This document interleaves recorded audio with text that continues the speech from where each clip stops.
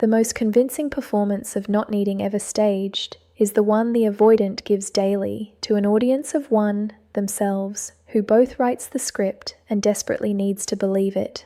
Everything about the avoidance presentation contradicts this. The self-sufficiency, the composure under circumstances that would visibly destabilize most people, the ease with which they occupy their own solitude, the apparent absence of the hunger for reassurance and closeness, and the continuous relational maintenance that characterizes people who wear their attachment needs openly. The avoidant moves through the world looking like the least needy person in any given room. Looking, in fact, like the person who wrote the manual on not needing, on requiring nothing from anyone that they could not, in a pinch, supply entirely for themselves.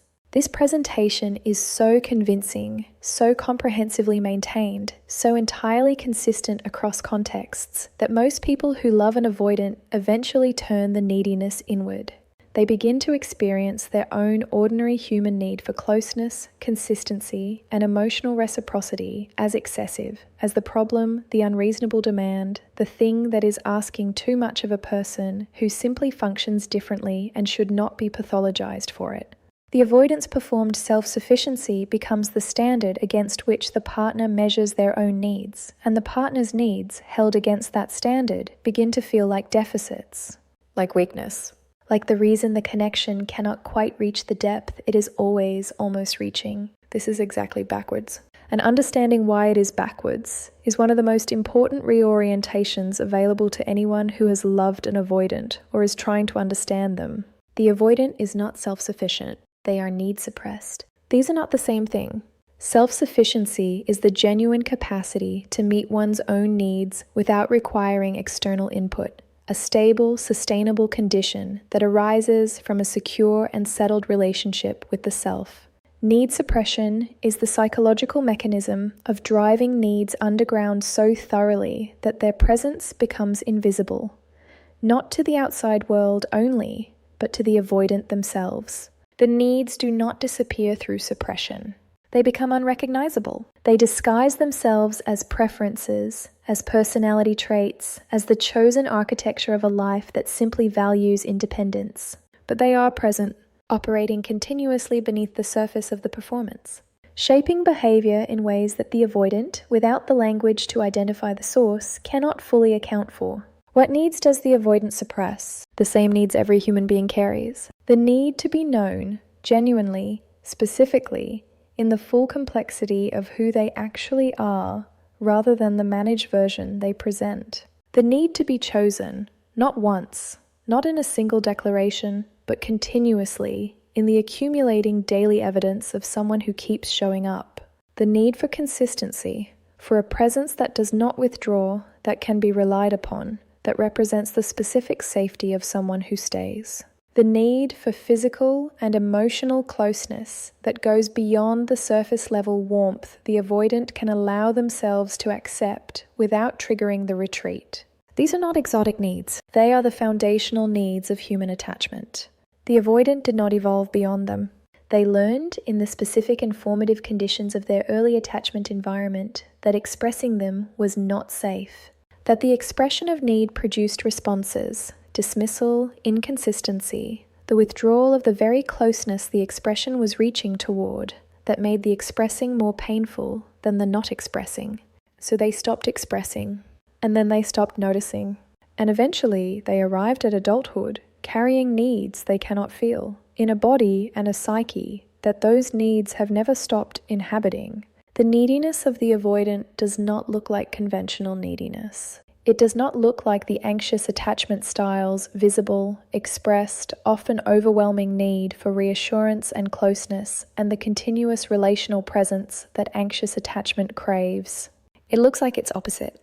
It looks like control, like self-containment, like the various management strategies the avoidant deploys to ensure that their needs remain unrecognized by others and by themselves, because the recognition of a need implies the vulnerability of its potential non-fulfillment. The avoidant needs to control the degree of closeness in their relationships, because uncontrolled closeness might reveal the need for it. They withdraw when relationships become too warm because warmth, consistently available, begins to generate the dependency their system cannot tolerate acknowledging.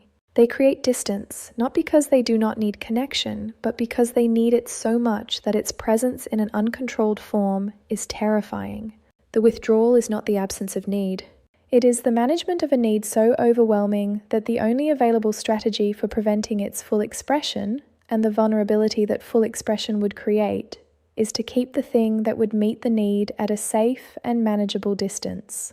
This is the profound, rarely named irony of avoidant attachment. The very behaviors that look like not needing are, at their source, the products of needing enormously. The self-sufficiency is the armor built by someone who needed so much and was met so inconsistently that needing became unbearable. The composure is the surface of someone who has driven everything that would disturb the composure so deeply underground that the underground has become the primary location of their emotional life. The distance is the creation of someone who wants closeness so badly that closeness itself has become the primary threat to be managed. They need you to stay without being asked to stay. This is the avoidant's deepest, most suppressed, most consistently unmet need. The need for the staying to be unconditional, not contingent on their reciprocating it correctly, not requiring maintenance or communication or the relational behaviors that staying typically comes attached to, just present. Constant. The ways certain foundational things are present, not because they have been negotiated, but because they are simply, reliably, undeniably there. They need to be seen through the performance, not caught out in it, not confronted with the gap between the presented self and the actual self in a way that feels like an exposure and a judgment, but seen through it with the specific gentleness of someone who recognizes the performance for what it is and communicates through the quality of their presence rather than through any direct naming that what is underneath the performance is not only known but safe. They need consistency that they will not ask for and will not reward when it arrives. This is perhaps the most painful expression of the avoidant's suppressed neediness, the pattern of needing the very thing they are most likely to undermine. The consistency of another person's presence activates the avoidance attachment system in the direction of closeness, and the activation of closeness activates the retreat, and the retreat creates the very inconsistency that the need was seeking relief from. The avoidant both needs consistent presence and is most likely to disrupt it, not through malice, through the misfiring of a protective system that was calibrated in conditions that no longer exist and has never been updated. The neediness is real. It is as real as any need, in any attachment style, in any person who is shaped by the specific conditions of their earliest experience of being cared for or not adequately cared for. It is simply the neediness of someone who learned, before they had words, that need was dangerous, and who has been paying the cost of that lesson in every relationship they have ever had, not by having no needs, but by carrying all of them in absolute, exhausting, unacknowledged silence.